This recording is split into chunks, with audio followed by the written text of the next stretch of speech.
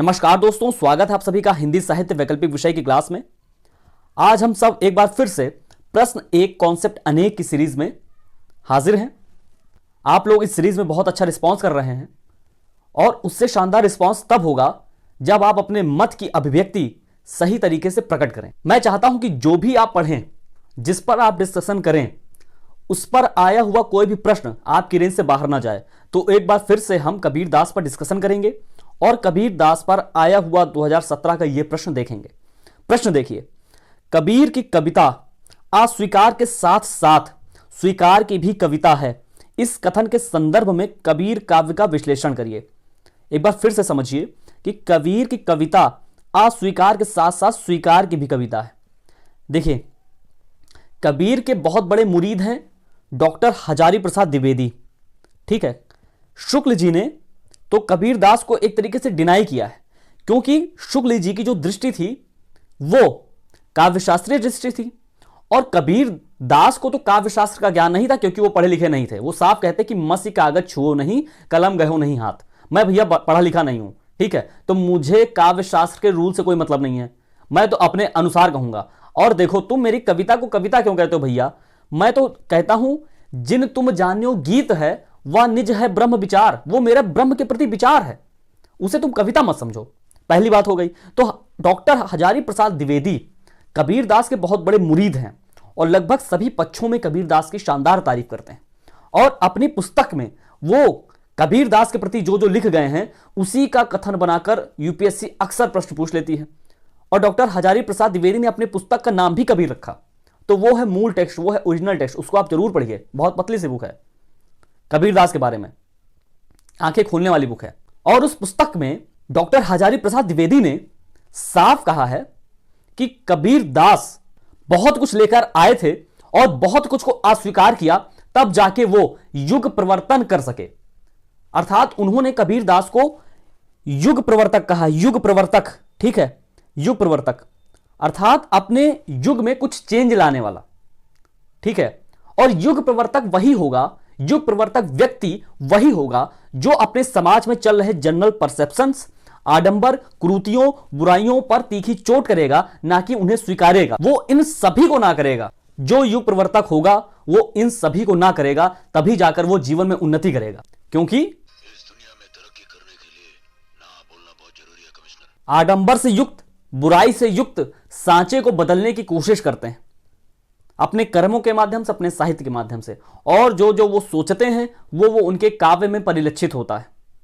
ठीक है, देखिए, समाज सुधारक तो वही होगा जो कुछ परसेप्शंस लेकर चलेगा। वो परसेप्शंस प्रोग्रेसिव होंगे और कुछ चीजों को नकारेगा जो अपने आप में डिग्रेसिव होंगे।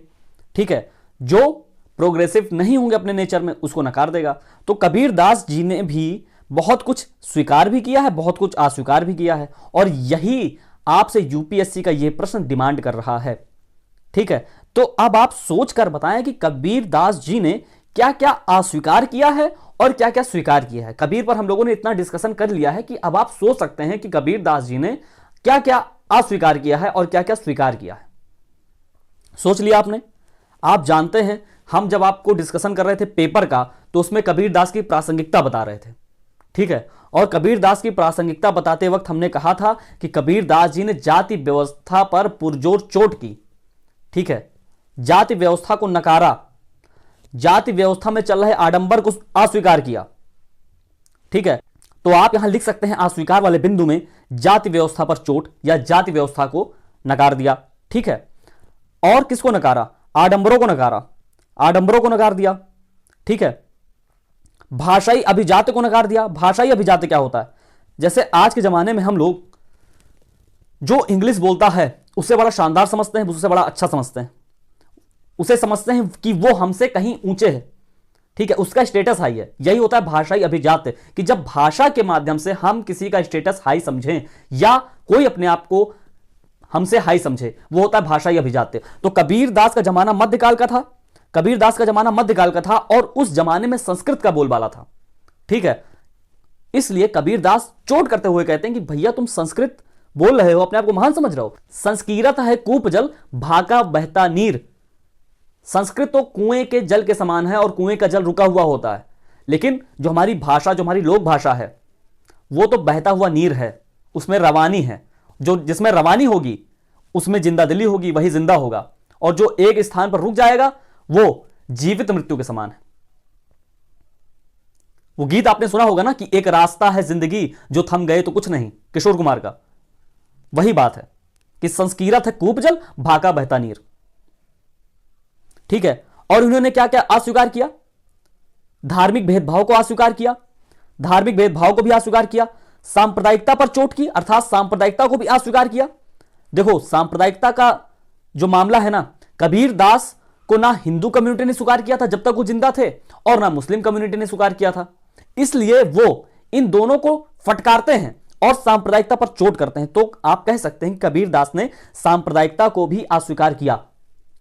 ठीक है, इन दोनों के आडंबरों पर चोट की, और उसका एग्जाम्पल्स आप जानते हैं। और उसके बाद मैंने आपको पिछली क्लास में बताया था कबीर दास बिलोंग करते थे नाथ परंपरा से, जिसमें आपके यूपी के मुख्यमंत्री भी जुड़े हुए हैं, नाथ परंपरा से बिलोंग करते थे, जिसमें साधनात्मक रहस्यवाद की बात की जाती है, हठ योग की बात की जाती है, खेचरी मुद्रा की बात की जाती है, और एक कठिन तप और साधना का मार्ग है ये। ठीक है, लेकिन कबीर दास जी ने इसको स्वीकार कर लिया था और इस मार्ग पर बताए हुए रास्ते पर चले थे। लेकिन उसके बाद जब उन्हें मनचाहा परिणाम नहीं मिला तो कुछ समय के बाद वो इस पंथ को भी अस्वीकार कर देते हैं। ठीक है, ये ज्ञान मार्ग को अस्वीकार कर देते हैं, नाथ पंथ को अस्वीकार कर देते हैं, और हाथ थामते हैं किसका? भक्ति का। तो आप स्वीकार वाले पक्ष में बताएंगे कि भक्ति को स्वीकार किया, और अस्वीकार वाले में बताएंगे कि कुछ समय के बाद ज्ञान मार्ग के पथ को छोड़ा या नाथ पंथ को छोड़ दिया। ठीक है, तो अस्वीकार में हम लोगों ने समझ लिया क्या क्या अस्वीकार किया। जाति व्यवस्था को अस्वीकार किया, आडंबरों को अस्वीकार कर दिया, भाषाई अभिजात को अस्वीकार कर दिया, सांप्रदायिकता पर चोट की, सांप्रदायिकता को अस्वीकार किया, और नाथ परंपरा को भी कुछ समय बाद अस्वीकार कर दिया। ठीक है, अब स्वीकार वाले में आए तो क्या करेंगे हम? स्वीकार वाले में मैंने अभी आपको बताया था कि कबीर दास ने राम का नाम लिया किससे? रामानंद से। रामानंद कबीर के गुरु हैं, लेकिन रामानंद की नजर में राम क्या है? सगुण राम है, वो दशरथ के पुत्र हैं। लेकिन कबीर दास ने राम का नाम तो लिया रामानंद से, लेकिन उन्होंने राम का कंसेप्ट दिया निर्गुण राम के रूप में। ठीक है, इसलिए वो कहते हैं निर्गुण राम जपू रे भाई। एक बात मैं आपको बताऊं, जो लोग सगुण करते हैं, जो लोग निर्गुण करते हैं ना, बाद में एक दूसरे को मिला ही देते हैं। ठीक है, कबीर दास जी को भी जब प्रेम का आलंबन करना होता है ना, तो वो सगुण राम की उपासना करते हैं, सगुण राम को सोचते हैं। ठीक है, तभी तो कहते हैं दुल्हनी गाऊं मंगल चार, घर आए मोरे राजा राम भरतार। ठीक है, हरि मेरा पीऊं मैं हरि की बहुरिया। ये क्यों कहते हैं कबीर दास? जब वो सगुण राम की कंसेप्ट ध्यान में लाएंगे तभी तो कह पाएंगे, नहीं तो ये किसी की बहू बन ही नहीं पाएंगे। भाई निर्गुण राम का मतलब क्या है? आकार है नहीं, दिख नहीं रहा है, तो किसकी बहू बनेंगे? किसी की बहू नहीं बनेंगे। या ये किसको अपना भरतार बनाएंगे? जब वो भगवान राम दिखेंगे ना, अर्थात सगुण रूप में आएंगे ना, तभी तो भरतार बन पाएंगे भगवान राम कबीर दास के। स्पष्ट हो रही बात? तो अंत समय में जाकर कबीर दास भी सगुण राम और निर्गुण राम का कंसेप्ट मिला देते हैं। संतव दोखा कासू कहिए, गुण में निर्गुण, निर्गुण में गुण, बाट छाड़ क्यों बहिए। भाई दोनों को अलग अलग मत करो, साथ लेकर चलो। ठीक है, तो कबीर दास भी सगुण और निर्गुण के समन्वय की वकालत बाद में कर देते हैं कि जब उन्हें प्रेम का आलंबन करना होता है। लेकिन वैसे वो क्या करते हैं? वो अद्वैतवाद को स्वीकारते हैं, निर्गुण राम को स्वीकारते हैं, और नाथ पंथ को छोड़कर या ज्ञान मार्ग को छोड़कर बाद में किस मार्ग को अपनाते हैं? भक्ति मार्ग को। भक्ति मार्ग को अपना लेते हैं कबीर दास जी। तो कबीर दास भक्ति मार्ग को स्वीकार करते हैं, और इस भक्ति मार्ग में वो क्या क्या सीखते हैं? वो सूफियों से भावनात्मक रहस्यवाद को सीखते हैं और गाते हैं तलफे बिन बालम मोर जिया, दिन नहीं चैन रात नहीं निंदिया, तलफ तलफ के भोर किया। या जो बिछुड़े हैं प्यारे से भटकते दर बदर फिरते, हमारा यार है हमें हमन को इंतजारी किया। भावनात्मक रहस्यवाद मतलब वो अंदर ही अंदर देख रहे हैं, अपनी भावना से ईश्वर से कनेक्ट हो रहे हैं। हमारा यार है हमें मतलब मेरा जो ब्रह्म है वो मेरे अंदर ही है, वो मेरे भीतर ही है। हमारा यार है हमें हमन को इंतजारी किया। मुझे इंतजार की जरूरत नहीं है, मुझे जब भी मिलना होता है मैं आंख बंद करता हूं और अपने राम से मिल लेता हूं, मन ही मन। कबीर दास का यह कहना था। तो कबीर दास ने भक्ति मार्ग को स्वीकार कर लिया।